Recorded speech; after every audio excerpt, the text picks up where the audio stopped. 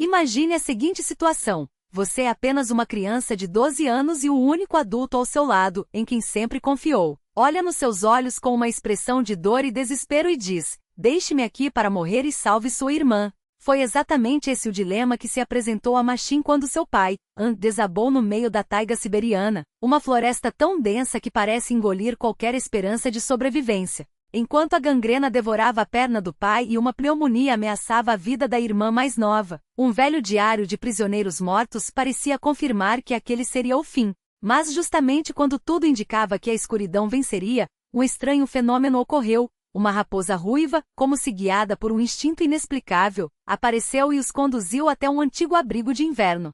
Eles não sabiam, mas aquele lugar guardava algo que mudaria suas vidas para sempre. Agora, antes de mergulharmos nessa história, imagine por um instante onde você está neste exato momento. De qual canto do mundo você acompanha essa narrativa? Em que fase da vida você se encontra? Feche os olhos por um segundo e visualize o cenário ao seu redor. Pronto?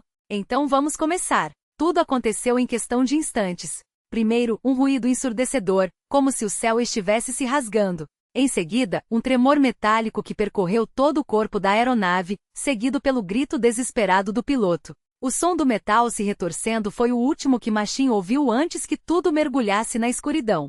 Seu corpo foi arremessado para cima, bateu com violência no teto da cabine e, em seguida, foi jogado de volta contra o assento. Quando recuperou os sentidos, o primeiro que sentiu foi o frio cortante. Um gosto metálico de sangue enchia sua boca, e uma dor aguda latejava em sua têmpora. Ao passar a mão pelo rosto, sentiu algo pegajoso. O cheiro forte de combustível invadia suas narinas, trazendo consigo a realidade cruel. Eles haviam caído. Machin tentou se orientar. Onde estava o avião? Eles estavam a caminho de Gorno-Altais, onde morava a avó Ana, para passar as férias. A voz do pai, rouca e quase irreconhecível, quebrou o silêncio. Max. O menino virou a cabeça e viu Sergei Volkov, seu pai, semideitado, esmagado pelo assento deformado. Sua perna direita estava torcida em um ângulo grotesco, a calça ensopada de sangue. Pai, você está vivo, gritou Machin, correndo em sua direção. Vária? Encontre a Vária, ordenou o pai, com a voz entrecortada pela dor. Com as mãos trêmulas, Machin começou a revirar os escombros.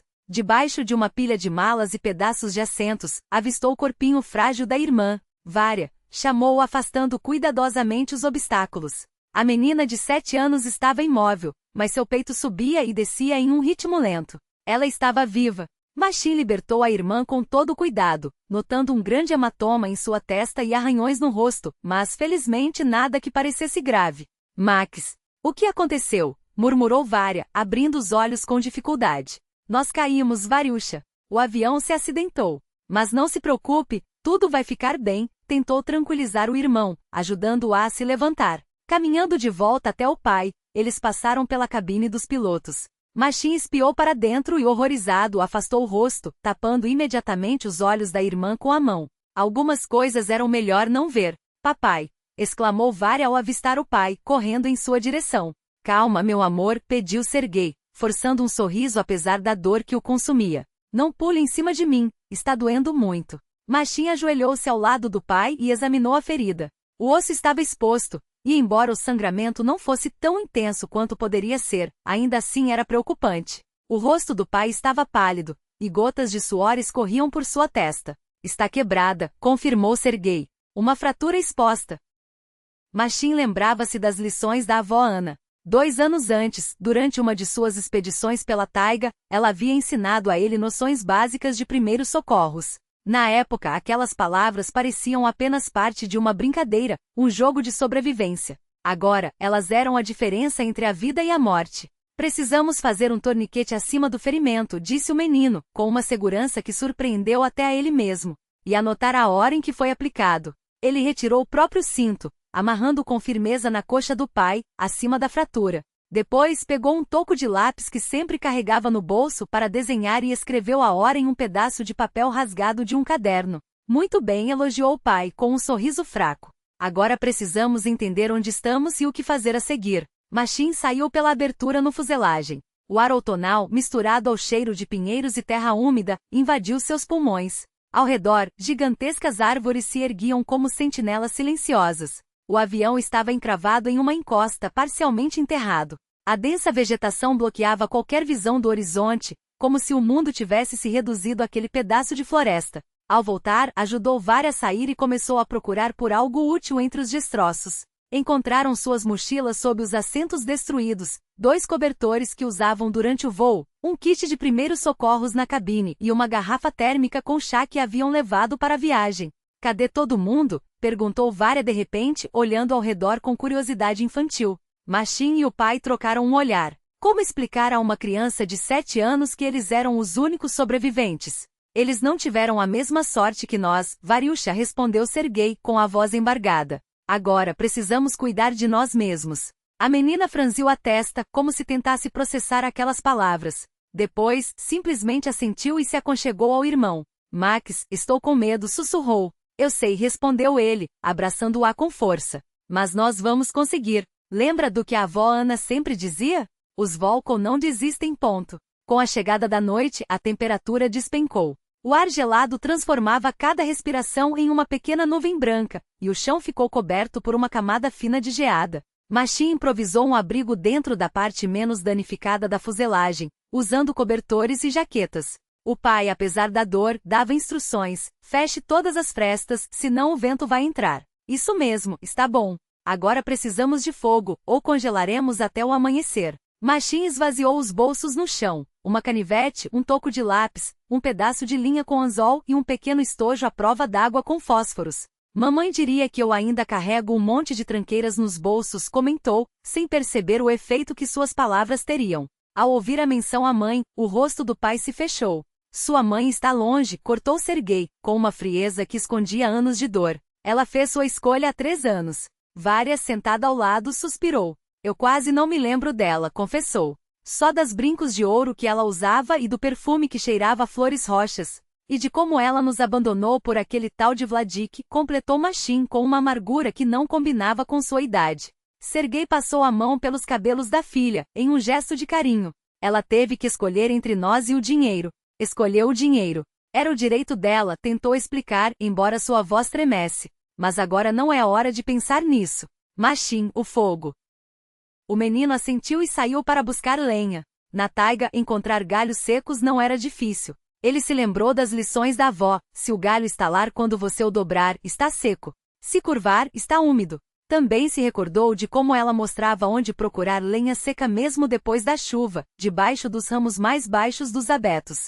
De volta ao abrigo, arrumou os galhos em uma bandeja de metal encontrada entre os destroços, colocando primeiro lascas finas, cascas de bétula e folhas secas. O fogo deve ser montado como uma casinha, para que o ar circule por baixo, repetia mentalmente as palavras da avó. A primeira tentativa falhou, mas a segunda faixa acendeu, e as chamas, tímidas a princípio, começaram a lamber a casca, até pegar nas varas mais finas. Primeiro os finos, depois os grossos, murmava Machin, alimentando o fogo com galhos maiores. Se não, ele apaga. Varya bateu palmas quando as chamas cresceram. Você é igual ao Danka da história, exclamou, entusiasmada. Lembra que a avó lia para a gente? Aquele que arrancou o próprio coração para iluminar o caminho das pessoas. Machin sorriu. Estou longe de ser como ele. Mas fico feliz que você se orgulhe de mim, disse o pai, com um tom de voz cheio de emoção. Você está se tornando um homem de verdade, filho. Jantaram com o que encontraram nas mochilas, nozes, um chocolate e um pouco de carne de veado seca que o pai sempre levava em viagens. Varya logo adormeceu, encolhida debaixo do cobertor. Machin ficou junto ao fogo, alimentando as chamas e refletindo sobre o que os esperava no dia seguinte. Pai, você acha que vão nos procurar? Perguntou, quebrando o silêncio. Claro que sim, respondeu Sergei com convicção. Quando o avião não chegar, vão dar o alerta. A avó Ana não vai descansar até nos encontrar. Afinal, ela já foi. Sua voz se perdeu no ar, como se as próximas palavras fossem difíceis demais de pronunciar. Sergei era resgatista e conhecia pessoalmente metade do pessoal do serviço de emergências. Mas a taiga é imensa e o avião A2 pequeno. Precisamos aguentar até que nos encontrem. Quanto tempo? Alguns dias, talvez uma semana. O pai tentou soar confiante, mas Machin captou uma nota de dúvida em sua voz. E sua perna? Perguntou o menino. Vou sobreviver, respondeu Sergei, franzindo o rosto de dor. Durma, filho. Amanhã temos muito o que fazer. Machin acomodou-se ao lado da irmã, mas o sono não vinha. Ele observava as línguas de fogo, ouvia a respiração tranquila de Vária e os gemidos abafados do pai, que achava que o filho já dormia. Do lado de fora, a taiga noturna sussurrava. O vento balançava os pinheiros, uma coruja uivava ao longe, e pequenos animais farfalhavam entre os arbustos. De repente, um arranhão suave veio de fora. Machim estremeceu. Seria um predador? Ele agarrou a faca e levantou-se devagar. O som repetiu-se. Alguém, ou algo tentava entrar. O menino aproximou-se da entrada improvisada, feita com um pedaço de lona. Com um movimento rápido afastou a cobertura e estendeu a faca à frente. 2 olhos curiosos o encaravam.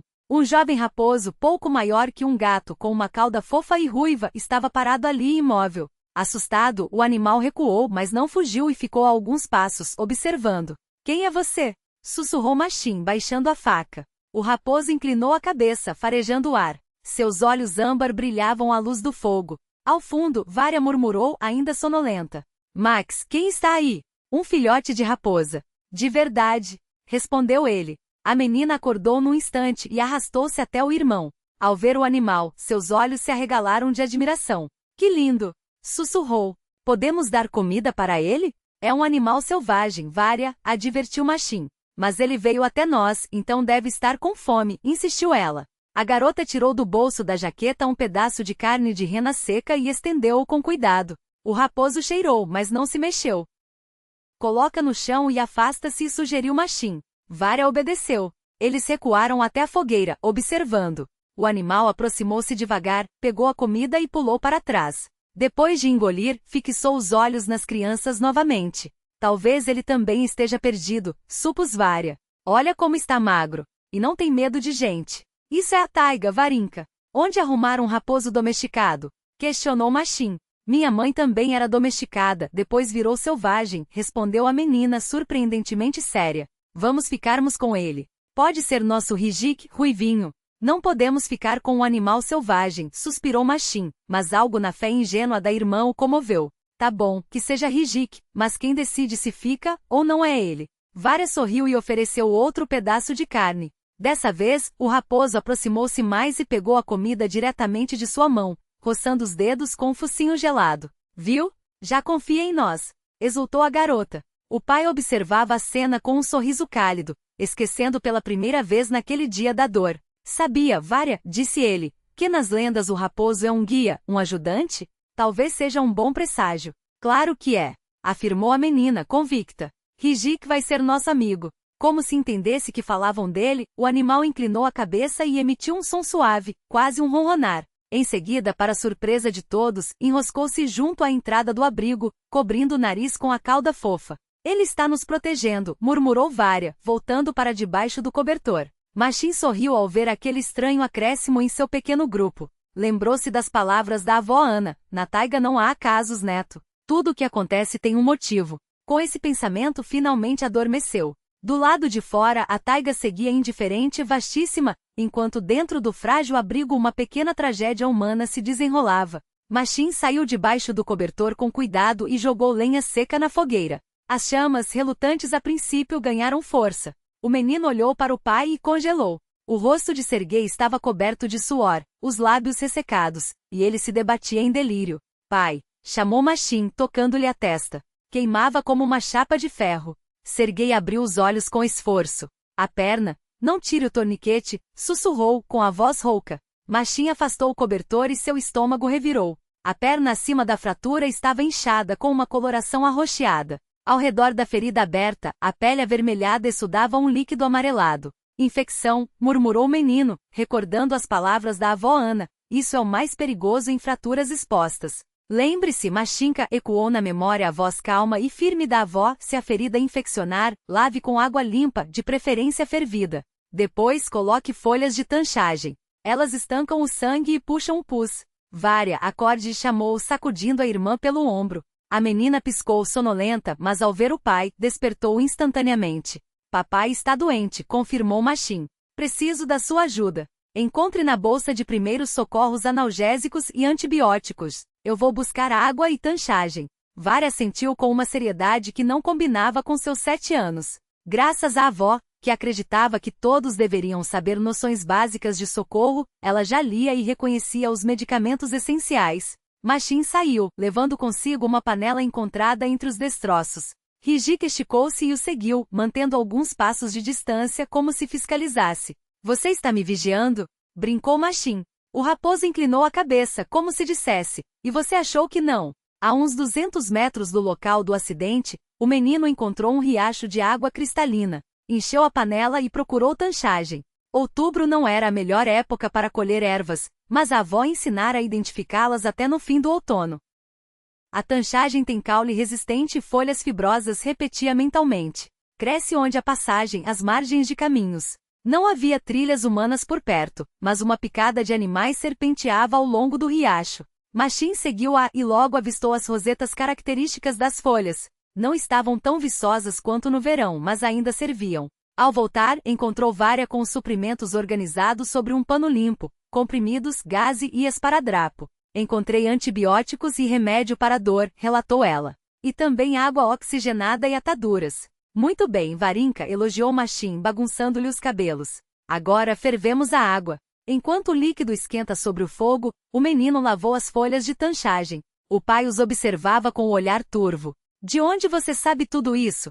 Perguntou fraco. A vovó ensinou, respondeu Machim seco. Vai doer. Ele limpou as bordas da ferida com água oxigenada, provocando um gemido abafado em Serguei. Depois, lavou com água fervida, aplicou as folhas de tanchagem e enfaixou com cuidado. Vária segurou a mão do pai, murmurando palavras de conforto. Agora, os comprimidos, disse Machim, ajudando o pai a engolir o antibiótico e o analgésico. Você é um homem de verdade, filho, sussurrou Serguei antes de cair em um sono pesado. Os dias seguintes se fundiram para Machim em uma rotina exaustiva. Todas as manhãs começavam com os cuidados ao pai. Trocar a atadura, dar mais antibióticos, massagear a perna sã para evitar tromboses. No terceiro dia caiu a primeira neve. Vária correu para fora, gritando de alegria enquanto tentava pegar os flocos com as mãos.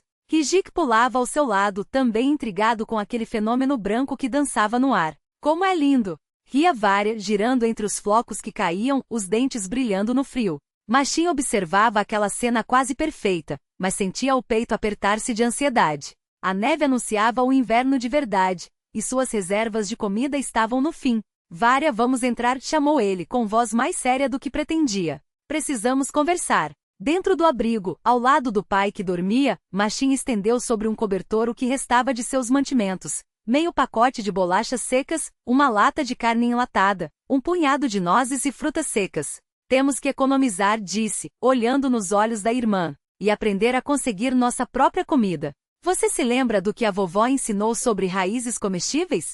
Vária assentiu, ficando séria também. E como fazer armadilhas para coelhos? Sim, eu me lembro, respondeu ela, embora Machim soubesse que as lições da avó tinham sido dadas no verão. Agora era outono, quase inverno. Tudo era diferente. Mas a irmã, com uma fé infantil que às vezes pesava mais que qualquer responsabilidade, declarou, você é esperto. Vai dar um jeito. Machim suspirou, esfregando a ponte do nariz. O problema não era só a comida. Naquela noite, o frio cortante chegou a menos 10 graus. Mesmo com a fogueira, o ar dentro do abrigo se transformava em vapor a cada respiração. Se não encontrassem uma maneira de reter melhor o calor, não sobreviveriam. Lembrou-se das palavras da avó, um bom abrigo precisa proteger do vento, da chuva e do frio que sobe da terra. Galhos de coníferas no chão isolam o frio, e o musgo pode servir de colchão, é macio e quente. No dia seguinte, Machim ampliou o abrigo usando pedaços da fuselagem do avião e uma lona encontrada no compartimento de bagagem. No chão, estendeu ramos de pinheiro com as agulhas voltadas para cima, e sobre eles uma camada espessa de musgo. Por que as agulhas para cima? Perguntou Vária curiosa. Assim não quebram, explicou Machim, repetindo o que a avó tinha ensinado. E esquenta mais. Mas a comida ainda era um problema. Ele não sabia caçar, mas lembrava da selkie, armadilha simples que a avó fazia com cordas finas porém resistentes. O coelho é criatura de hábito, ela dizia, mostrando como amarrar o laço. Sempre usa os mesmos caminhos. Encontre a trilha, monte a armadilha, e o jantar vem até você. Machim passou metade do dia construindo selkie com a linha de pesca que sempre carregava no bolso. A outra metade foi gasta procurando as trilhas de coelho, caminhos estreitos entre a vegetação, marcados por pegadas e fezes pequenas. Ao anoitecer, tinha instalado 3 armadilhas. E se não pegar nada? Perguntou Vária quando ele voltou. Então vamos procurar raízes e bagas, respondeu Machim, forçando um tom confiante. A brusnica e o arando estão doces agora, depois da primeira geada. Ele tentava soar seguro, mas no fundo duvidava. A floresta parecia imensa e hostil, cheia de perigos invisíveis. Sem as lições da avó, já estariam mortos. Na manhã do quinto dia, uma das armadilhas tinha capturado um coelho. Machim não soube se deveria ficar aliviado ou triste. De um lado era carne fresca, de outro teria que matar um animal vivo. Caçar não é brincadeira, é necessidade, a avó explicava. Se precisa sobreviver, faça rápido, sem sofrimento. Ele seguiu as instruções, tentando não pensar no que fazia. Só quando levou a presa para o abrigo é que dividiu a carcaça em pedaços pequenos. Vire o rosto, Vária pediu, mas a irmã balançou a cabeça com determinação. A vovó dizia que não pode fechar os olhos para a vida, mesmo quando ela é feia, declarou séria. Vou olhar. Do coelho saiu um caldo grosso, quente. Pela primeira vez em dias comeram algo que aquecia o corpo. Até Serguei, quase sempre em estado de semiconsciência, conseguiu engolir algumas colheradas. Rijik ganhou as vísceras e os ossos, e desde então deixou de temer as crianças. Agora se deixava acariciar e até brincava com Vária quando ela se entediava. À noite, sempre se deitava junto à entrada como um guarda silencioso. No sexto dia, Machim notou que Rijik estava agitado. Corria em círculos, uivava baixo, puxava a manga de Vária. Ele quer que eu vá com ele, anunciou a menina, convicta. Nem pense nisso, cortou Machim. É um animal selvagem, não um cachorro de filme. Mas o raposo insistia. No fim, Machim cedeu, mas foi junto, segurando firme a faca. Rijik os levou a uma clareira onde arbustos estavam carregados de brusnica vermelha e brilhante sob a neve. Uau! Uma plantação inteira. Machim não pôde esconder a surpresa. Encheram os bolsos até transbordar. Vária pulava de alegria e o raposo saltitava ao lado, como se orgulhoso de sua descoberta. Viu? Ele gosta da gente, disse a menina, afagando a cabeça de Rijik. Ele nos ama. Talvez, sorriu Machim. Ou só sabe que a gente o alimenta. Não ama, insistiu Vária, teimosa. Ele nos ama mais do que a mamãe. Ela nos abandonou, mas o Rijik nos encontrou. Machim não soube o que responder. Às vezes, a lógica infantil era cruelmente precisa. Na manhã seguinte acordou com um barulho estranho. Ao abrir os olhos, viu Rijik parado na entrada, algo nos dentes. O que é isso? Perguntou, ainda sonolento. O raposo deixou no chão um rato morto. Depois olhou para Machim com ar triunfante, como se dissesse, eu também sei caçar. Obrigado, mas a gente não come rato, riu Machim. Rijik pareceu ofendido. Resmungou, pegou o presente de volta e saiu com a dignidade de um rei insultado. Você magoou os sentimentos dele, repreendeu Vária, acordando. Ah, para com isso. É um bicho, não sente nada. Sente sim, insistiu a irmã. Ele tem coração. Ao anoitecer, Rijik voltou, desta vez com um glucar, um grande galináceo de asa quebrada. Caramba! Assobiou Machim. Agora era diferente. O raposo o encarava como se dissesse, e aí, isso serve? Desculpa por não ter gostado do rato, disse Machim sério. Esse aqui é muito melhor. Rijik, como se entendesse, levantou o focinho com orgulho e, balançando o rabo, foi se deitar em seu lugar habitual junto à entrada. Eu não falei? Triunfou Vária. Ele sabe das coisas. No sétimo dia começou a nevar com chuva. Tremendo de frio, mal conseguiam manter a fogueira acesa. Os galhos molhados não pegavam fogo e a fumaça ardia nos olhos. Ao meio-dia, Vária começou a tossir. Primeiro leve, depois com força. À noite a febre subiu. A garganta dói, queixou-se, encostando-se no irmão. E está difícil respirar. Machim lhe deu um chá de casca de salgueiro, como a avó fazia para baixar a febre. Mas o estado da irmã piorou. Tremia de frio apesar dos cobertores, e a respiração ficou ofegante e chiada. Serguei, que passará o dia em delírio, observava a filha com preocupação. É pneumonia, murmurou a Machim quando Vária finalmente adormeceu, exausta. Precisa de remédio de verdade. Os antibióticos estão acabando e sem eles. Não terminou a frase, mas o filho entendeu.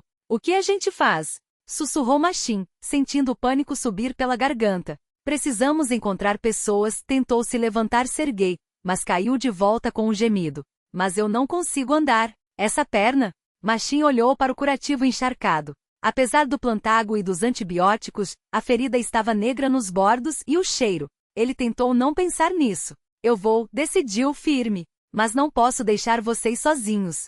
Não, filho. Serguei balançou a cabeça. Não vá sozinho. É morte certa. Pausa. Amanhã a gente pensa em algo. Machin assentiu, mas sabia no fundo que o tempo estava acabando. Não havia saída. Alguém precisaria se sacrificar pelos outros, como Danka, a personagem da história que a avó lia para eles nas noites de inverno. Só que dessa vez não seria preciso arrancar o coração do peito. Bastaria seguir adiante pela taiga rumo ao desconhecido. Machin olhou para a irmã adormecida, para o rosto abatido do pai e para Rizik, que o encarava com uma lealdade quase humana, como se entendesse cada pensamento. Naquele momento, sentiu-se muito mais velho do que seus 12 anos. Eu dou conta, pensou. A avó tinha lhe ensinado tudo o que era necessário para sobreviver. Ele encontraria ajuda. O 8º dia os recebeu com um frio implacável. A temperatura noturna havia despencado abaixo de -5 graus Celsius. E nem mesmo a fogueira que Machin alimentou a noite inteira conseguia afastar a umidade gelada que penetrava nos ossos. Vária se debatia em delírio febril. Sua testa queimava, e a respiração se tornara pesada e entrecortada. Mamãe, sussurrava ela, perdida entre a consciência e o sonho, não vá embora. Machin trocava as compressas frias em sua testa a cada 15 minutos, mas a febre não cedia. Os antibióticos da caixa de primeiros socorros estavam quase no fim, restavam apenas 2 pílulas. Segura firme, Varencha, murmava ele, enxugando o suor de seu rosto. Você é forte. Você vai conseguir. Do seu canto, o pai os observava. Seu rosto estava mais magro, os olhos fundos. Quase não comia, economizando a comida para os filhos, e até a água bebia em pequenos goles. Machin sabia que a perna estava pior, muito pior, mas Serguei não reclamava. Apenas quando achava que o filho não estava olhando, apertava os dentes e sufocava um grito de dor. Vem aqui, chamou Serguei com voz rouca. Machin acomodou a irmã com cuidado e se aproximou do pai. Este, com relutância, desfez o curativo. O cheiro os atingiu como um soco, podre e denso. A pele ao redor da ferida estava negra, e a própria chaga coberta por uma camada esverdeada. Do tornozelo até o joelho, a perna inchara, ganhando um tom mármore sem vida. É gangrena, filho, disse Serguei, olhando nos olhos do menino. Não me resta muito tempo. Não, Machin sentiu um nó na garganta. A gente consegue. A avó não era onipotente, interrompeu o pai, suave, mas firme. E suas lições não substituem um hospital. Preciso de uma amputação, e aqui isso é impossível. Machin engoliu as lágrimas. Sabia que o pai tinha razão, mas se recusava a aceitar. Depois de um longo silêncio, sussurrou. E a Vária? Ela está com pneumonia. Sem remédios, Serguei segurou a mão do filho. Por isso preciso falar com você. Machin arrancou a mão. Deixar você aqui? Nunca. Não é deixar, é salvar sua irmã. A voz do pai não tremia. Não há escolha, filho. Eu já não sou útil, mas ela ainda pode ser salva. Alguém precisa levá-la até as pessoas. Mas como vou encontrar o caminho? Protestou Machin. Ela está fraca demais para andar. Você fará um arrasto, Serguei apontou para os destroços da aeronave. Há material suficiente lá. Quanto à direção, fez uma pausa. Lembra do que a avó dizia sobre os riachos? Machin assentiu, recordando. Um riacho sempre leva a um rio, e um rio leva as pessoas. A água é o melhor guia na taiga. Desça pelo riacho, continuou o pai. Ele deve levar a um rio maior, e nos rios sempre há assentamentos. Machin balançou a cabeça, incapaz de aceitar. E você? O que vai ser de você? Serguei sorriu, triste. Comigo já está decidido, filho. A questão é se vou levar vocês junto. Aquelas palavras doíram como uma facada. Machin sabia que o pai falava a verdade, mas não conseguia se conformar com a ideia de deixá-lo morrer sozinho. Me dá um tempo, pediu, voltando para junto de Vária. A irmã respirava rápido e superficialmente. Suas bochechas ardiam em febre e o corpo tremia sem controle. Rizik, como se pressentisse seu estado, deitava-se ao seu lado, aquecendo o ar com o próprio calor. Às vezes, levantava a cabeça e olhava para Machin com um questionamento mudo nos olhos. Não sei, Rizik, suspirou o menino. Juro que não sei o que fazer. O dia todo foi uma luta entre a irmã e o pai. Machin dosava gotas de chá de casca de salgueiro, trocava compressas, mantinha o fogo aceso. Ao anoitecer, estava tão exausto que desabou junto à fogueira, mergulhando em um sono pesado. O 9º dia trouxe a clareza dolorosa. O pai estava certo. Vária piorava a cada hora. Precisava de ajuda médica de verdade. Mesmo que os socorristas estivessem procurando por eles, as chances de encontrarem um pequeno avião perdido na imensidão da taiga eram ínfimas. Não havia alternativa. Farei como você disse, murmurou Machin, aproximando-se do pai. Levarei a Vária. Serguei assentiu. Sabia que você tomaria a decisão certa. Você é forte, filho.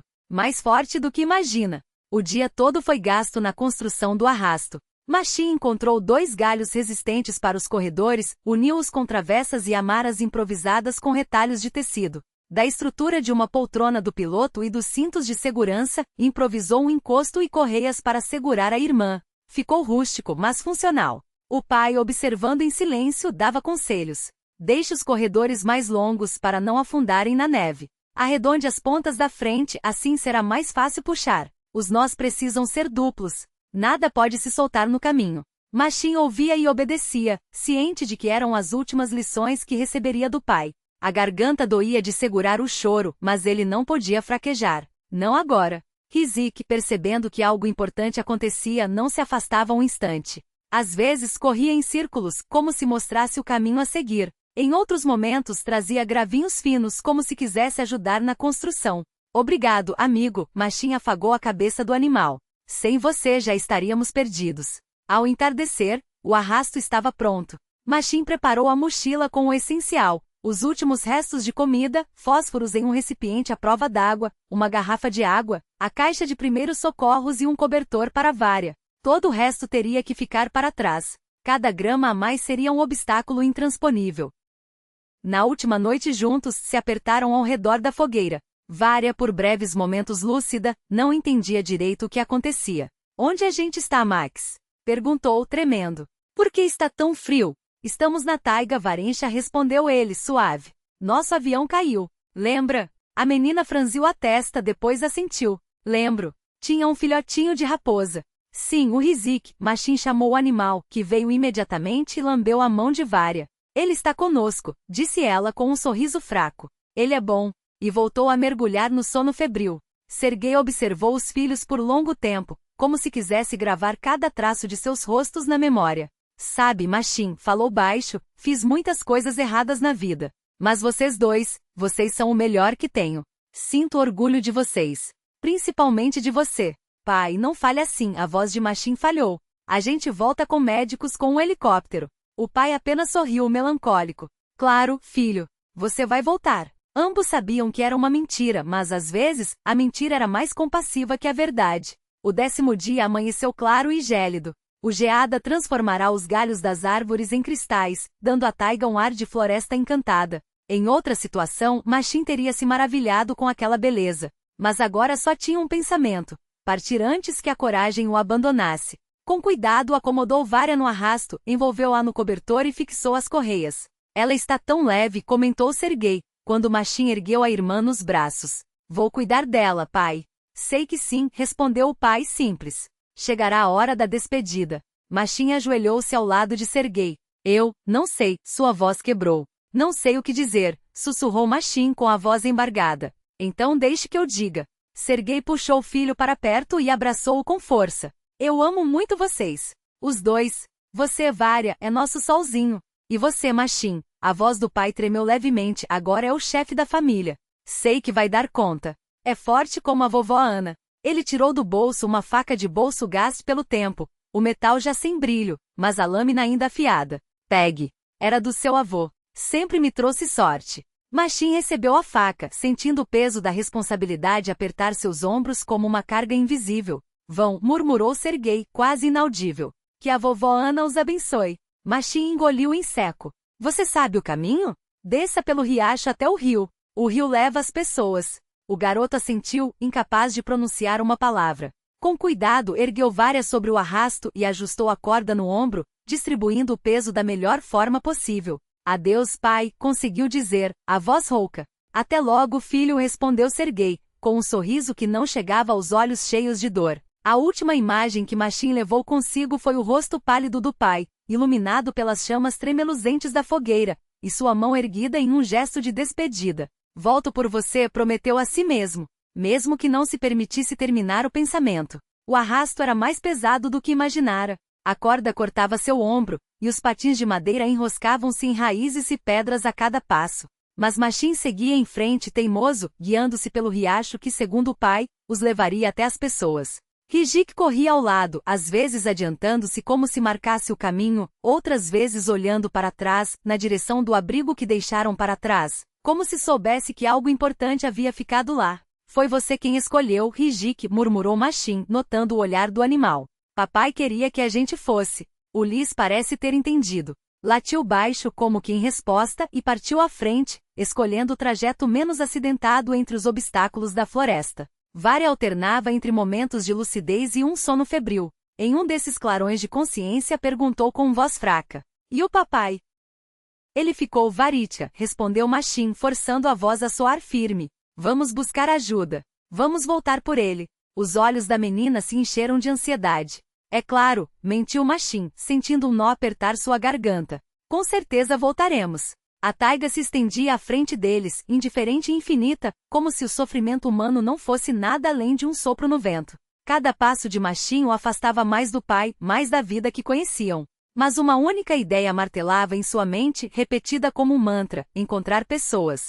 Salvar Varia. Encontrar pessoas. Salvar Varia. Ele não permitia que outras ideias tomassem forma. Não há de ter deixado o pai morrer sozinho, não há dúvida sobre se havia feito a escolha certa, não o cansaço que queimava seus músculos. Volcos não desistem, lembrava a si mesmo. Principalmente os Volcos de verdade. Os patins do arrasto deixavam sulcos paralelos na camada de agulhas secas, como duas linhas de destino traçadas naquele outubro gelado. À frente, o desconhecido. Atrás, o inevitável. Entre eles, uma pequena caravana. Um garoto arrastando sua irmã doente, um lis ruivo como guia, e a determinação teimosa de não parar, não importa o que viesse pela frente. O tempo perdeu o sentido. Dias e noites se fundiam enquanto Machin seguia, passo após passo, ao longo do riacho. Seus ombros sangravam onde a corda os esfolava, as pernas ardiam de exaustão. Mas ele só parava o necessário, para beber água, comer um pedaço de pão duro ou dar alguns minutos de descanso aos músculos doloridos. Varia passava a maior parte do tempo em um estado entre a vigília e o delírio. Às vezes acordava, bebia um pouco de água ou caldo que Machin preparava nas paradas, esboçava um sorriso fraco e mergulhava de volta no sono pesado. Segura firme, Varitia, sussurrava Machin, ajustando o cobertor sobre ela. Logo encontraremos pessoas, e tudo vai ficar bem. Ele já não acreditava nas próprias palavras, mas as repetia como um feitiço para ela, para si mesmo, para afugentar o medo que ameaçava paralisá-lo. Rijik revelou-se um companheiro surpreendente. Ulis, como se compreendesse a gravidade da situação, não se afastava das crianças. Corria à frente, explorando o caminho, e voltava para guiá-los pela rota mais segura. Quando a água da garrafa acabava, ele encontrava córregos cristalinos descendo das encostas. Uma vez até os levou a um arbusto com os últimos frutos silvestres de rosa mosqueta, azedos mas ricos em vitamina C. Você é que nem o Sirius Black, brincou Machin, lembrando-se dos livros que adorava. Só que ruivo e com rabo. À noite acampavam junto a fogueiras que Machin acendia em abrigos naturais, sob salientes rochosos ou entre raízes de árvores caídas. Ele se recordava das lições da vovó Ana. No frio, proteja-se do vento, isole o corpo do chão e mantenha o fogo. Ramagens de coníferas embaixo, fogo aos pés, costas apoiadas em algo sólido. Assim dá para sobreviver um mês na taiga. No final do terceiro dia, Varia mostrou sinais de melhora. A febre baixou, a tosse diminuiu, embora ainda fosse profunda e dolorida. Max, chamou ela naquela noite, olhando para as chamas. A gente vai mesmo se salvar? Claro, respondeu ele com uma convicção que não sentia. Estamos no caminho certo. O riacho nos leva ao rio, e o rio, às pessoas. E o papai? Perguntou Varia, baixinho. Nós vamos salvá-lo. Machin virou o rosto para que ela não visse seus olhos. Assim que encontrarmos ajuda, organizamos um resgate. Promete? Insistiu a menina. Prometo, mentiu, sentindo o nó na garganta crescer. Varia parecia satisfeita. Afagou Rijik, encolhido ao seu lado, e sussurrou. Obrigada por não nos abandonar. Você é melhor do que a mamãe. Machin fechou os olhos por um instante. A memória da mãe surgiu viva, elegante, sempre perfumada, mais interessada em sua carreira e em seu novo marido do que nos filhos. Vladimir não quer criar crianças alheias, Serioja. É uma chance que não posso perder. Chance de quê? De uma vida de luxo, de joias e viagens? O que poderia ser mais importante do que os próprios filhos? Ele sacudiu a cabeça, afastando os pensamentos amargos. Agora não era hora de reviver o passado. Precisava se concentrar em sobreviver. No quarto dia, a trilha os levou a uma pequena clareira. Rijik, que corria à frente, de repente parou, achatou-se no chão e mostrou os dentes, a pelagem eriçada. Machim congelou tenso, esquadrinhando a vegetação densa do outro lado da clareira. Havia algo grande ali, escuro. A princípio pensou ser um tronco caído, mas então aquilo se mexeu. Um urso pardo enorme. O coração de Machim despencou. Ele ficou imóvel, incapaz até de piscar. O animal levantou a cabeça massiva, farejou o ar e começou a se aproximar. Devagar, balançando o corpo pesado, mas com uma inevitabilidade aterrorizante. Se encontrar um urso, não corra, ecoou na mente de Machim a voz da vovó Ana. Ele é mais rápido que qualquer cavalo. Nunca vire as costas nem olhe nos olhos. Fique grande, faça barulho, mas sem movimentos bruscos. Com mãos trêmulas, solitou as correias do arrasto e posicionou-se à frente, bloqueando Vária. A menina, acordada pelo susto, olhava a cena com os olhos arregalados de terror. Não se mexa, sussurrou Machim. Não se mexa, não importa o que aconteça. O urso avançava. Agora Machim podia ver seus olhos âmbar, a pelagem desgrenhada, as garras que afundavam na terra a cada passo. Não era o maior urso que já vira, mas era. Não tão grande quanto parecia à primeira vista, mas suficiente para arrancar uma cabeça com um único golpe de pata. Fique grande. A voz da avó ecoou em sua mente como um comando. Machim ergueu os braços lentamente, afastou as pernas e tentou ocupar o máximo de espaço possível. Encheu os pulmões de ar e gritou, não de medo, mas com força e firmeza, como se estivesse ordenando. Vá embora. Fora daqui. Este lugar é nosso. O urso parou, observando aquela criatura estranha à sua frente com uma curiosidade quase humana. Vá embora. Machim repetiu, forçando a voz a soar baixa e segura, sem tremores. O animal balançou o corpo de um lado para outro, hesitante. Não estava faminto, apenas verificava quem ousara invadir seu território. E aquele barulhento bípede não parecia uma presa fácil. Machim continuou a gritar, agitando os braços sem fazer movimentos bruscos na direção do urso. O animal fungou, virou-se com desdém e desapareceu entre as árvores, como se dissesse, bom, vive então. Não vales o esforço. Machim permaneceu imóvel por mais um minuto, os braços ainda erguidos, até que as pernas, finalmente, recusaram-se a sustentá-lo. Ele afundou no chão ao lado das traineiras, a respiração ofegante. Ele foi embora, sussurrou Vária, os olhos arregalados. Foi, confirmou Machim, exalando o ar que parecia preso nos pulmões. Mas não devemos ficar aqui. Você o assustou. Havia admiração na voz da irmã. Como soube fazer isso? A vovó ensinou. Machim esboçou um sorriso fraco, ainda sentindo o coração bater descompassado contra as costelas. Ela dizia que não se deve correr de um urso. Ele é mais rápido que um cavalo. Tem que parecer maior e não mostrar medo.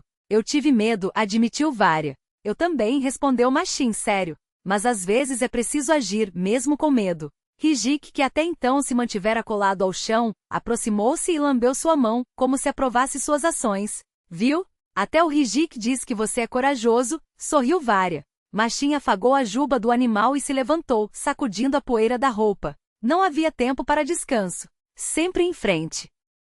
No 6º dia de viagem, esbarraram em uma família de javalis. Machim os avistou de longe, as costinhas malhadas dos filhotes se moviam entre os arbustos, enquanto a mãe os observava com olhos alertas, pronta para atacar. Vamos contornar, murmurou, guiando as traineiras em um arco largo. A avó sempre dizia que não havia criatura mais perigosa do que uma mãe protegendo seus filhotes. Não como a nossa, cortou Vária, amarga. Machim abriu a boca para responder, mas não encontrou palavras.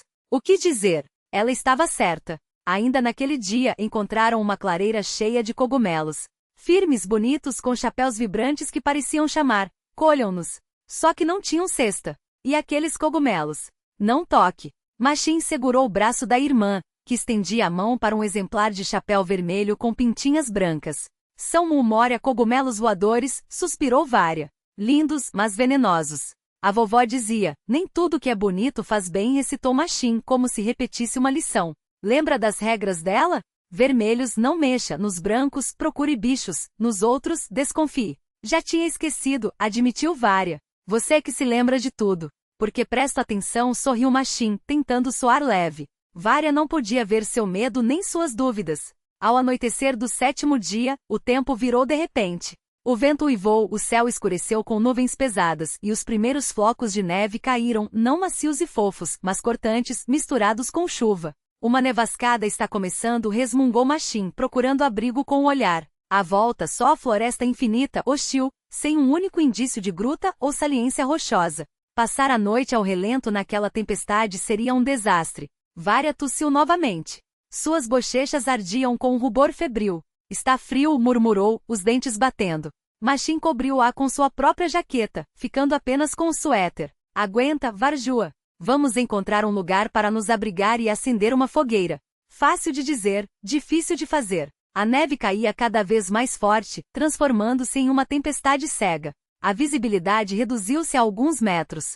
O riacho, seu guia fiel, tornou-se um rio turvo e furioso. Rijik corria em círculos, adiantando-se e voltando, como se os apressasse. Mais rápido, é perigoso aqui. Eu sei, amigo, rangia Machim entre os dentes. Mas para onde ir? Estava quase perdendo a esperança quando Rijik parou de repente, farejou o ar e disparou para o lado, afastando-se do riacho. Ei, espera! Gritou Machim. Combinamos de seguir a água. Mas a raposa era insistente. Corria para frente e voltava, puxava sua calça com os dentes como se dissesse, me siga. Bom, vale a pena tentar? Machim mudou de direção. Confiando no instinto do animal, avançaram por quase 1 hora entre moitas espinhosas. A neve grudava nas roupas, derretia e congelava novamente, transformando a jaqueta de Machim em uma armadura de gelo. Os dedos estavam tão entorpecidos que não dobravam, e os pés escorregavam sobre agulhas de pinheiro molhadas. De repente a floresta se abriu. Diante deles, uma pequena clareira, e no centro uma elevação coberta de musgo e arbustos. Ao observar melhor, Machim entendeu, não era um monte natural. Era uma construção humana, meio soterrada pela terra. Zimoé. Abrigo de inverno e arfou, aliviado. Rijik, você é um gênio. A raposa, como se compreendesse o elogio, ergueu o focinho com orgulho e avançou em direção à entrada obstruída por galhos e terra. Machim a seguiu, arrastando as traineiras. A entrada do abrigo estava parcialmente bloqueada, mas não completamente. Pelos vestígios alguém, caçadores ou guardas florestais, havia passado por ali não fazia muito tempo. Machim afastou os galhos e espiou o interior. Escuro, fresco, mas protegido do vento e da neve. O mais importante, não havia o frio cortante de antes. Vária, encontramos uma casa, anunciou, forçando otimismo na voz. Uma casa de verdade no meio da floresta. A irmã esboçou um sorriso fraco, como na história dos 3 ursos. Exato. Só que aqui não tem ursos. Pode ficar tranquila. Eles já estão em hibernação nesta época. E aquele que encontramos? Perguntou Vária, apreensiva. Provavelmente um atum urso errante, explicou Machim. A vovó dizia que são ursos que não acumularam gordura suficiente para o inverno, ou foram perturbados. São perigosos, mas raros. Com cuidado, carregou a irmã para dentro e só então permitiu-se olhar ao redor. O abrigo era mais espaçoso do que parecia. Havia prateleiras de madeira rústicas, uma mesa, um banco tosco. Num canto, uma pequena fogueira de chapas de metal com uma chaminé curta saindo pelo teto de terra. Na janelinha coberta por tecido encerado filtrava-se uma luz fraca. Isto aqui é uma esbuca, cabaninha de verdade. Exclamou Machim, incrédulo. Olha, até tem uma fogueira. Deitou Vária sobre as prateleiras, colocando seu mochila debaixo da cabeça da irmã, e começou a organizar o espaço. Primeiro, verificou se a chaminé não estava obstruída. Depois, juntou lenha relativamente seca nos arredores e voltou para acender o fogo. Em pouco tempo, o pequeno cômodo começou a se encher de um calor abençoado. Acha que quem morava aqui? Perguntou Vária, observando os movimentos do irmão. Não sei, Machim deu de ombros. Caçadores, guardas florestais, talvez viajantes. Enquanto inspecionava o abrigo, procurando algo útil, encontrou maços de ervas secas penduradas nas paredes. Num canto, uma pilha de lenha protegida da umidade. Debaixo das prateleiras, uma lata de folha com grãos, não muito velhos, ainda comestíveis. Mas a descoberta mais intrigante foi um pequeno baú de metal, encostado no canto mais distante. Machim abriu-o com cuidado e arfou de surpresa. Dentro, protegidos do tempo, estavam um estoque de fósforos em recipiente à prova d'água, um isqueiro de pedernal, novelos de corda resistente, uma caneca de ferro e, o que mais chamou sua atenção, um caderno de capa de couro, desgastado pelas mãos e pelos anos. Um diário. Com delicadeza retirou o volume surrado. As páginas amareladas pelo tempo estavam cobertas por uma caligrafia desbotada, traços cuidadosos mas irregulares, cheios de borrões e correções apressadas. Vária, instantaneamente alerta, apoiou-se nos cotovelos, os olhos brilhando de curiosidade. Leia, pediu, a voz ainda rouca. Alguém escreveu ali. Quem será? Machim abriu o diário na primeira página datada. 15 de abril de 1975. Inicio a ronda regular pelo setor florestal 43. Encontrei vestígios de queimada primaveril na planície. Os animais estão inquietos, pressentindo o perigo do fogo. Preciso monitorar. É o registro de um guarda florestal, explicou Machim, folheando as páginas com cuidado. Ele trabalhava aqui há pouco tempo, uns 20 anos atrás. Seus dedos deslizaram sobre as anotações até uma entrada que o fez parar. 3 de maio. Na parte antiga do setor, perto do riacho, deparei com restos humanos. Pelo estado, muito antigos. Ao lado, farrapos de roupa apodrecida e grilhões enferrujados. Provavelmente foragidos da prisão que não sobreviveram ao inverno. Solicitarei autorização para enterrá-los. Vara estremeceu. Machim continuou a voz mais baixa, como se temesse acordar os fantasmas daquelas palavras.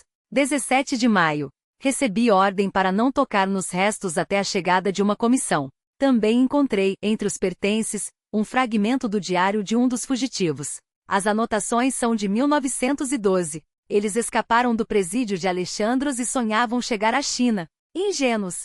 Uma pausa. O crepitar da lenha na burchuica parecia ecoar o peso daquelas vidas perdidas. 24 de maio. A comissão não veio. Enterrei os restos sob o grande pinheiro. Li o diário até o fim. A última entrada se interrompe no meio da frase. Provavelmente morreu de fome ou doença. A taiga não perdoa erros. Machim fechou o caderno, os dedos ainda pressionando a capa de couro. Seus olhos se fixaram nas chamas dançantes, como se buscassem respostas no fogo. Eles, todos morreram? A pergunta de Vária foi um sussurro, carregado de um medo que não ousava nomear. Sim, confirmou Machim, a voz firme, mas os nós dos dedos branqueando. A taiga não perdoa erros. Um silêncio. Então, com um tremor quase imperceptível. E nós? Também vamos morrer aqui? A dúvida pairou no ar, densa como a fumaça que subia pelo cano da burchuica. Machim balançou a cabeça com determinação, os olhos agora brilhando não com medo, mas com uma teimosia que herdara da avó. Não, não somos como eles. Sua voz ganhava força a cada palavra. A vovó nos ensinou a sobreviver. Sabemos quais cogumelos colher, como acender fogo na chuva, como encontrar o caminho de volta. Temos conhecimento. E temos sorte, acrescentou, lançando um olhar ao canto onde Rizik, enrolado aos pés de Vária, dormitava, as orelhas trêmulas ao menor ruído. Ele nos trouxe até aqui. Isso não é acaso. Do lado de fora, a tempestade zuivava, jogando punhados de neve contra a pequena janela, transformando-a em um olho embaçado. Mas dentro do abrigo, o calor da lenha queimando e o cheiro da sopa que fervia, uma mistura de grãos encontrados e ervas secas, criavam uma bolha de segurança ilusória, porém necessária. Machim encostou-se à parede, os pensamentos girando em torno daqueles homens que décadas antes, haviam tentado desafiar a taiga com nada além de desesperança. Uma só falha pensou, um passo em falso, um momento de fraqueza. Mas eles não eram aqueles prisioneiros. Tinham algo que aqueles infelizes não tinham. O legado de uma mulher que transformará a sobrevivência em arte. Vamos conseguir, murmurou, observando o rosto pálido da irmã, agora relaxado no sono. Vamos sobreviver. Quão longe fica a China daqui? A voz sonolenta de Vária o surpreendeu. Machim sorriu, apesar de tudo. Muito longe. Centenas de quilômetros de taiga e montanhas. Abriu o diário novamente, escolhendo as passagens com cuidado, como se selecionasse as melhores lenhas para manter o fogo aceso. 20 de abril de 1975. Encontrei irregularidades no setor 47, marcas de desmatamento recente. Redigi um relatório. À noite, ouvi uivos de lobos. Este ano, eles estão se juntando em alcateias mais cedo. Vária escutava, os olhos semicerrados, como se as palavras do guarda florestal pudessem aquecê-la tanto quanto o fogo. Machim virou mais uma página. 27 de abril. Rastros estranhos perto do desfiladeiro leste. Parecem de um urso errante. Preciso ter cuidado. Eles raramente atacam primeiro, mas é melhor não arriscar. Uma pausa. Então, com um suspiro. 3 de maio. No antigo abrigo perto do riacho, encontrei restos humanos. Muito antigos. E entre eles, Machim hesitou, como se relutasse em reviver aquele momento. Um diário apodrecido. Pelo que li, eram foragidos do presídio de Alexandros, em 1912. Sonhavam chegar à China. Ingênuos. 15 de maio. Terminei de ler o diário do foragido até o fim. Um morreu envenenado por cogumelos, outro sucumbiu à tuberculose. O último escreveu que estava sozinho, com as forças se esvaindo. A última anotação se interrompe no meio de uma palavra. Em 22 de maio, relatei a descoberta às autoridades. Prometeram enviar uma comissão, mas duvido. Um caso velho demais que não interessa a ninguém. 24 de maio. A comissão nunca chegou. Enterrei os restos mortos sob um grande pinheiro. Que Deus os julgue, aqueles fugitivos. A taiga não perdoa erros. Aqui as anotações terminavam. Machim fechou o diário e olhou para a irmã. Seus olhos estavam arregalados, cheios de uma mistura de medo e curiosidade. Isso realmente aconteceu? Perguntou Vária, a voz trêmula. Eles todos morreram? Sim, confirmou Machim com um aceno de cabeça. Eles não sabiam sobreviver na taiga. Não conseguiam distinguir cogumelos comestíveis dos venenosos, não sabiam se orientar sem bússola, não tinham noção de como se tratar corretamente. Na voz de Vária soava um tom de alarme. Nós também vamos morrer, não é? Machim balançou a cabeça com firmeza. Não, nós não somos como eles. A vovó nos ensinou a sobreviver. Sabemos quais cogumelos podemos comer, como acender fogo, como encontrar o caminho. Mas nós também nos perdemos, argumentou Vária com lógica. Não nos perdemos, retrucou Machim. Estamos indo na direção certa, descendo pelo riacho. E temos o Ruivo. Ele é como nossa bússola. Ao ouvir seu nome, o raposo levantou a cabeça e olhou atentamente para as crianças. Vê? Sorriu Vária, acariciando a pelagem avermelhada. Ele não vai deixar a gente se perder. Claro que não, concordou Machim, embora no fundo dúvidas o corroessem. Quão longe estavam das pessoas? Conseguiriam chegar antes que as forças e a comida acabassem? Os 2 dias seguintes passaram em relativa calma. O fogão a lenha aquecia o abrigo suficiente para deixá-lo aconchegante. Machim forrou o estrado com ramos de abeto e musgo, transformando-o em algo parecido com uma cama de verdade. Vária mostrava sinais claros de melhora. A tosse diminuíra, a febre quase desaparecera. Até saía por breves momentos para respirar o ar fresco. Enquanto isso, Machim continuava a estudar o diário, na esperança de encontrar alguma pista sobre a região. Em uma das últimas páginas, descobriu um mapa esquemático desenhado por um guarda florestal. Nele estava marcado o riacho que desaguava em um rio, e ao longo desse rio, alguns povoados. Ao conferir a posição do sol, Machim entendeu que estavam no caminho certo. Segundo o mapa, o assentamento mais próximo ficava a alguns dias de caminhada.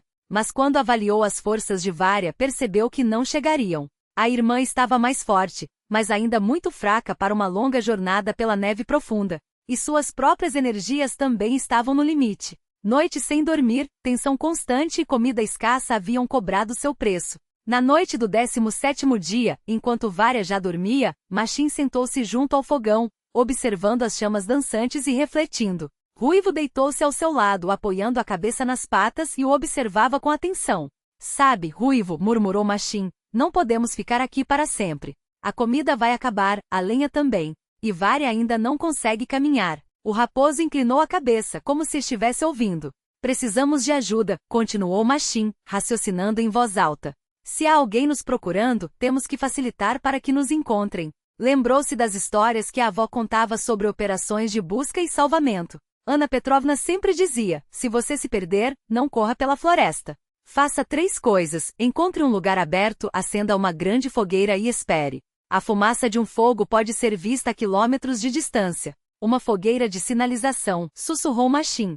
É isso que precisamos. Na manhã seguinte, ele pôs mãos à obra. Próximo ao abrigo, em uma pequena elevação, limpou um espaço da neve e começou a juntar material para a fogueira, galhos secos para a base, lenha mais grossa para o calor e o mais importante, ramos de abeto com agulhas. A resina e as agulhas dão uma fumaça branca e densa, ensinara a avó, especialmente as de abeto. Esse tipo de fumaça pode ser visto a muitos quilômetros, mesmo com o céu nublado. Vária observava o trabalho do irmão a partir da porta do abrigo. O que você está fazendo, Max? Uma fogueira de sinalização, explicou ele. Para que os socorristas nos encontrem. Eles devem estar nos procurando. Havia esperança na voz da irmã. Claro que estão, respondeu Machim com convicção. A vovó com certeza mobilizou todo mundo. Ela era socorrista. Todos a conhecem por lá. Imaginou Ana Petrovna organizando as buscas, uma mulher de cabelos grisalhos, mas ereta como uma vara, com sua jaqueta desgastada, dando ordens aos socorristas mais jovens, traçando rotas no mapa, liderando pessoalmente o grupo mais difícil. A avó nunca desistia e não permitia que os outros desistissem. Se a pessoa está viva, pode ser salva, repetia ela. O importante é não baixar os braços. O trabalho na fogueira consumiu o dia inteiro. Machim empilhou um grande abrigado de galhos secos, adicionou casca de bétula para facilitar a ignição e preparou um estoque de ramos de abeto para a fumaça. Ruivo ajudava como podia, carregando pequenos gravetos na boca e trazendo pedaços de casca. Você é um verdadeiro bombeiro, brincou Vária, observando o raposo. Só que ao contrário, ajuda a atear fogo em vez de apagar. Ao anoitecer, tudo estava pronto. Machim avaliou o trabalho com olho crítico. A fogueira era imponente, com boa circulação de ar por baixo e material inflamável na base. Amanhã de manhã a acendemos, decidiu. Quando o ar estiver limpo e a visibilidade boa. Ao voltar para o abrigo, encontrou Vária desmontando caixas velhas. Ela havia construído uma espécie de fogareiro improvisado com uma lata de metal. Olha o que eu inventei, disse, orgulhosa. Agora podemos cozinhar dentro de casa sem sair no frio. Machim examinou a estrutura. Uma lata com furos para ventilação, apoiada em tijolos com um cano improvisado saindo pela janelinha. Simples, mas eficiente. Você é uma engenheira, admirou-se ele. A vovó ficaria orgulhosa. Vi isso numa revista, confessou Vária. O jovem técnico que o papai assinava. Ao mencionar o pai, ambos calaram-se. Machim esforçava-se para não pensar no que estaria acontecendo naquele momento no abrigo improvisado junto aos destroços do avião.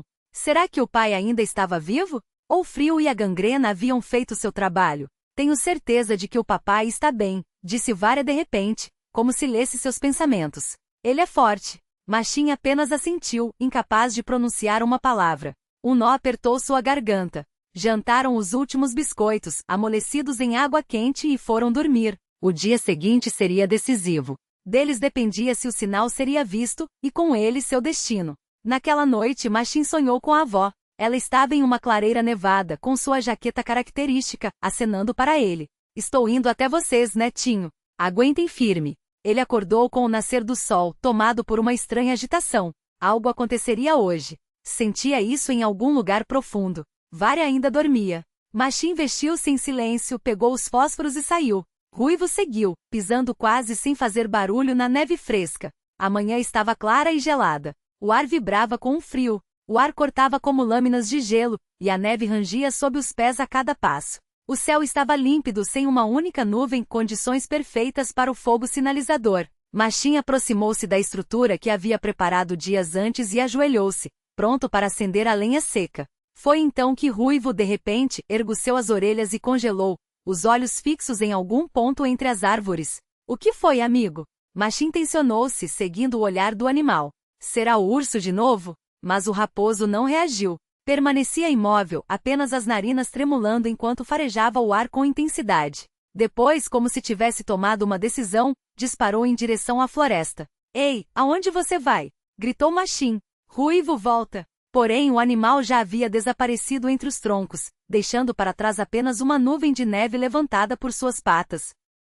Machim hesitou, transferindo o peso de um pé para o outro. Correr atrás do raposo ou acender o fogo? A decisão veio rápida, primeiro a fogueira. Ruivo sempre voltava. Ajoelhando-se novamente, riscou o fósforo contra a caixa. A pequena chama tremeluziu ao vento, quase se apagando, mas Machim a protegeu com a mão e aproximou-a da casca de bétula seca. Em segundos o fogo pegou, espalhando-se pelas gravetas ressecadas.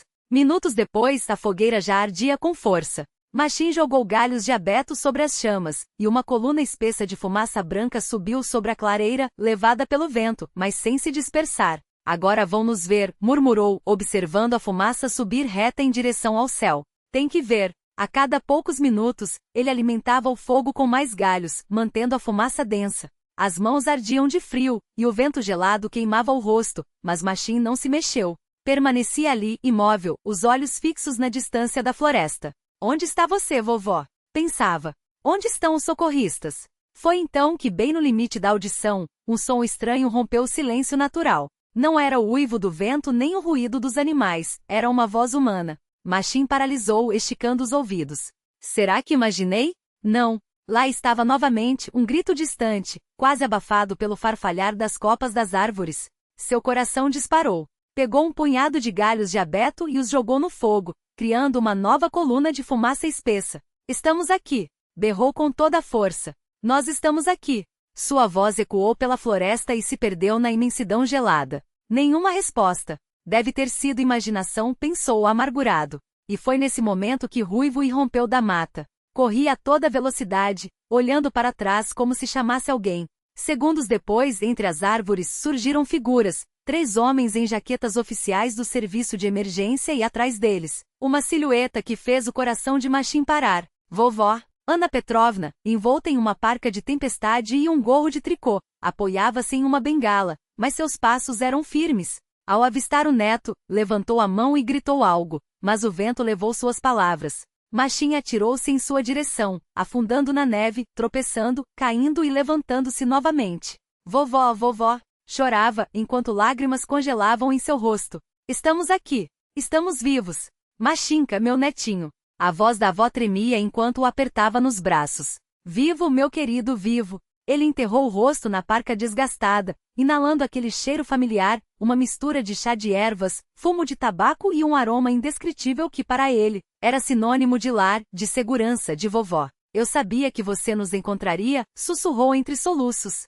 Sabia que não nos abandonaria. Ana Petrovna afastou-se levemente, examinando o rosto emaciado do neto. Seus olhos brilhavam, mas a voz era firme. E a Vária? Onde está seu pai? Vária está no abrigo de inverno, explicou Machim, apressado. Ela estava doente, mas já está melhor. E o papai? Sua voz falhou. Ele ficou perto do avião. Quebrou a perna, começou a gangrena. Não conseguiu andar e nos mandou pedir ajuda. Um dos socorristas, um homem alto com um rádio, transmitiu as coordenadas imediatamente. Grupo de Petrova localizou as crianças. Repito, ambas vivas. Necessitam de assistência médica e evacuação por helicóptero. O pai permanece no local do acidente, estado grave. A caixa preta está danificada, sem sinal. Onde fica o avião, garoto? Ana Petrovna segurou os ombros de Machim com força. Lembra do caminho? Machim apontou, incerto, na direção do rio. Seguimos a correnteza, subindo o curso d'água. Mais ou menos 4 dias de caminhada. As buscas oficiais foram suspensas há uma semana, disse a avó baixinho. Disseram que a área era grande demais e o clima não permitia operações eficientes. Mas eu sabia que vocês estavam vivos. Virou-se para um homem de barba espessa e olhos atentos que colocou a mão em seu ombro. Irei com a segunda equipe. Encontraremos seu filho. Obrigada, Ivan Matievich, agradeceu Ana Petrovna. E Machim notou um brilho especial em seu olhar ao falar com aquele homem. Os socorristas agiam com precisão. 2 partiram em direção ao abrigo para buscar Vária. Outro coordenava a chegada do helicóptero. A avó não soltava a mão de Machim, como se temesse que ele desaparecesse. Como nos encontraram? Perguntou o garoto quando a comoção inicial passou. Vimos a fumaça, respondeu Ana Petrovna simples. Eu sempre disse a todos, meus netos sabem o que fazer. Se estiverem vivos, darão um sinal. Ivan Matievich complementou. E então o ruivo apareceu. Saiu do nada, pulando na nossa frente, latindo e olhando para trás como se nos chamasse. Sua avó não hesitou. Esse raposo está nos guiando até eles, Machim. O garoto sorriu surpreso.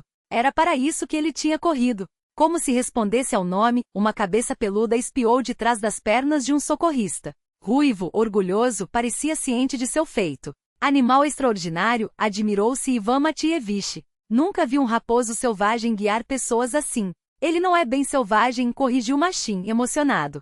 Ele é, nosso amigo. Nesse instante, os socorristas emergiram da floresta carregando Vária nos braços. A menina, enrolada em um cobertor, parecia muito melhor do que dias antes. Ao ver a avó, seu rosto iluminou-se. Vovó, vovó Varenka. Ana Petrovna correu até ela, cobrindo seu rosto de beijos. Minha pequena, minha querida, eu sabia que vocês me encontrariam, disse Vária séria. Afinal, você é a melhor avó socorrista do mundo. Ana Petrovna tentou sorrir através das lágrimas. E vocês são os netos mais corajosos. Fizeram tudo certo, meus inteligentes. Machim, observando a cena, lembrou-se do pai. A alegria do reencontro ofuscou-se diante da preocupação. Vovó, e o papai? Ele está nos esperando. Está muito mal. A avó assentiu decidida. A segunda equipe já está a caminho do local da queda. Em breve chegará um helicóptero para levar vocês ao hospital, e depois ele seguirá para buscar seu pai. E você? Perguntou Machim, ansioso. Vou com vocês, tranquilizou. Ivan Matievich liderará a equipe que irá até o avião. O homem de barba acenou confiante. Encontraremos seu pai, não se preocupe. Já tiramos pessoas de situações piores. Machim percebeu um olhar especial entre a avó e aquele homem, mas não teve tempo de refletir. O som das hélices cortou o ar. Sobre a clareira, levantando redemoinhos de neve, pairou um helicóptero médico com uma cruz vermelha na lateral. Eles os aguardavam na entrada do hospital. Mal vivo, mas respirando. Sangue forte, Anya, disse o médico, enquanto o pai de Machin era levado às pressas para a sala de cirurgia. O chefe do departamento de cirurgia, um acácio idoso de rosto sulcado por rugas, aproximou-se da avó mais tarde e falou baixo. Mais 2 dias e seria tarde demais. A gangrena estava avançada. Tiveram que amputar a perna abaixo do joelho. Mas ele vai viver. Disso não há dúvida, garantiu o médico. 3 dias e 3 noites a família permaneceu no hospital. Vária era tratada por uma pneumonia, Machin tinha seus congelamentos e arranhões desinfetados, e Sergei lutava para se recuperar da anestesia. Anna Petrovna quase não saía do lado das camas, só se ausentando para trocar de roupa em casa e alimentar a gata. Mas quem mais se dedicava a eles era a jovem enfermeira Helena, baixa, de olhos castanhos cálidos e um sorriso suave. Ela passava mais tempo com Sergei do que sua função exigia. Conversava por horas, levava livros, e certo dia até assou um bolo especialmente para a família. Lena, você é um anjo, disse Sergei no 4º dia, quando ela o ajudava a dar os primeiros passos com moletas. Que anjo o quê? Ela se enrubescera. Só faço meu trabalho com dedicação.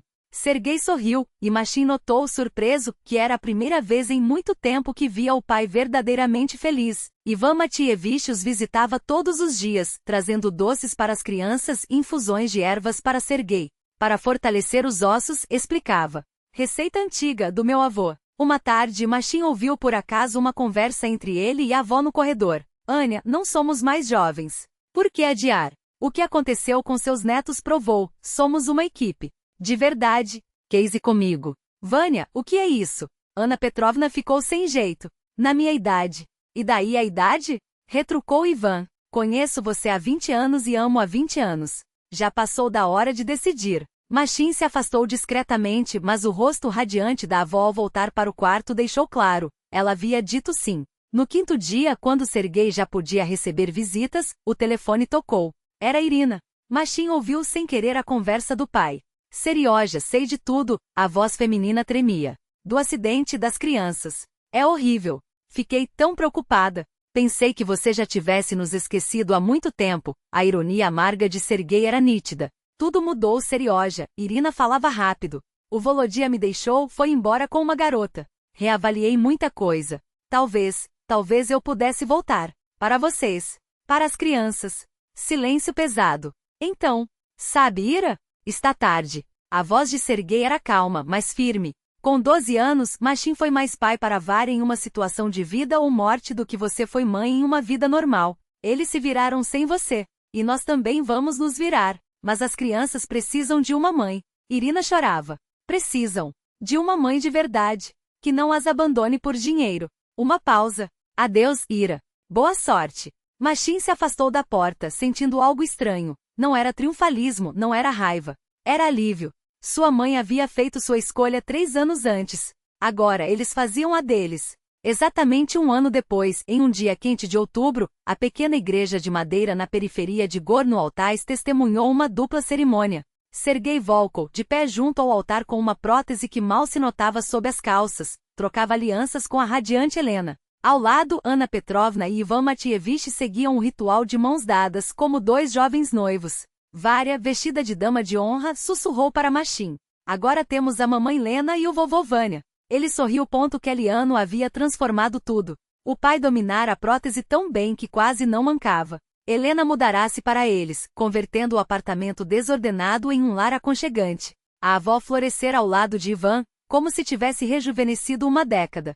Até Machin mudará, os colegas o admiravam por sua aventura na taiga, e os professores notavam sua nova seriedade. Vária, por sua vez, tornará-se mais quieta, mais reflexiva, mas também mais confiante. Depois da cerimônia, quando os últimos parabéns foram dados e os presentes abertos, Vária puxou a manga do pai. Papa, a gente pode visitar o ruivo? Sergei trocou um olhar com Helena, que sorriu. Claro, por que não? Eu também quero conhecer nosso Salvador.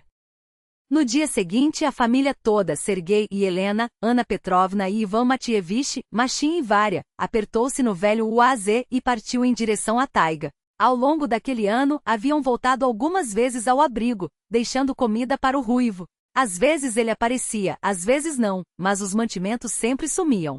O ruivo decidiu ficar na sua taiga, explicou Ivan Matievich durante o trajeto. Oferecemos levá-lo, mas ele é um animal selvagem.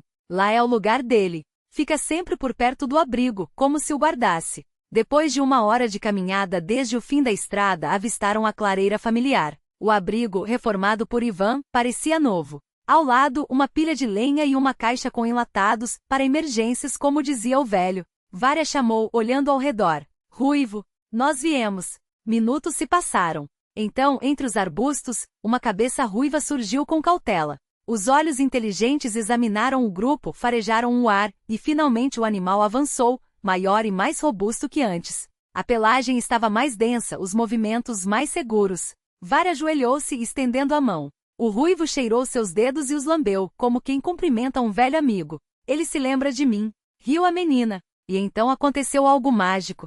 O ruivo olhou para trás e emitiu um ganido baixo. Dos mesmos arbustos de onde surgira, 3 pequenas cabeças espiaram, curiosas. Filhotes ainda minúsculos observavam aquelas criaturas de 2 pernas com olhinhos brilhantes. Ele tem uma família. Vária arfou. Olhem, o ruivo também tem família agora. Agora todo mundo tem família, murmurou Machin. Ele observava o pai abraçar Helena pelos ombros, a avó segurar a mão de Ivan Matievich, Vária rir enquanto os filhotes brincavam. Anna Petrovna, como se lesse seus pensamentos, aproximou-se e pousou a mão em seu ombro. Você é um homem de verdade, Machinka. Orgulho-me de você. Obrigado, vovó, pelas suas lições. Não, neto, vocês é que se salvaram. Ela balançou a cabeça. Eu só dei a vocês o conhecimento. Como usá-lo foi decisão de vocês. Permaneceram na clareira, observando os raios de sol filtravam pela folhagem dourada, o ruivo brincando com seus filhotes, Vária rindo sem parar. O ar cheirava a pinheiro, folhas secas e fumaça da fogueira que Ivan acendera. Machin inspirou fundo aquele aroma, o cheiro da taiga que quase lhes tirara a vida, mas que no fim os tornará mais fortes. Os transformará em família. Tudo vai ficar bem, disse ele, olhando para o céu outonal. E pela primeira vez em muito tempo acreditou nisso de verdade. Nesse momento, algo extraordinário aconteceu. O ruivo virou-se de repente e soltou um latido suave. Dos mesmos arbustos por onde ele surgira, 3 pequenos focinhos curiosos espreitaram o mundo. Eram filhotes de raposa, ainda minúsculos, observando com olhos brilhantes aquelas criaturas bípedes que invadiam seu território. Os animalinhos tremiam levemente, mas a curiosidade falava mais alto que o medo. Ele tem uma família, exclamou Vária, as mãos voando à boca em um gesto de surpresa e encanto. Machin olhou ao redor, absorvendo a cena como se fosse um quadro vivo. Seu pai abraçava Helena pelos ombros, transmitindo-lhe um calor que ia além do frio da taiga. A avó Anna Petrovna, com sua postura ereta apesar dos anos, segurava a mão de Ivan Matievich, um gesto simples, mas que falava de uma cumplicidade forjada em décadas de confiança. E Vária, com um riso solto e contagiante, acompanhava a brincadeira dos filhotes como se eles fossem velhos amigos. Olhem só, murmurou Machin, a voz carregada de uma emoção que não conseguia esconder. O ruivo também tem uma família. Agora todos nós temos. Foi como se suas palavras tivessem ecoado no ar. Anna Petrovna, como se adivinhasse os pensamentos do neto, aproximou-se e pousou a mão enrugada em seu ombro. Seu toque era leve, mas firme, daqueles que transmitem força sem precisar de muitas palavras. Você se saiu bem, Machinka, disse ela, o orgulho transbordando em cada sílaba. Um homem de verdade. Obrigado, vovó, respondeu ele, baixinho. Pelas lições. Não, meu neto, a corrigiu Anna Petrovna, balançando a cabeça com um sorriso sábio. Vocês se salvaram. Eu apenas lhes dei as ferramentas. Como usá-las foi decisão de cada um. E ali ficaram, imóveis na clareira, enquanto o sol teimava em furar a cortina dourada das folhas. O ruivo rolava na grama com seus filhotes, Vária ria sem parar, e o cheiro da taiga, aquele mesmo perfume de resina, terra úmida e fumaça, envolvia todos como um abraço. Machin fechou os olhos por um instante, sentindo o peso da jornada nos ossos, mas também a leveza de quem finalmente encontrara um lugar para chamar de lar. Tudo vai ficar bem, repetiu, desta vez como uma promessa. E pela primeira vez em muito tempo, não foi apenas uma esperança. Foi uma certeza.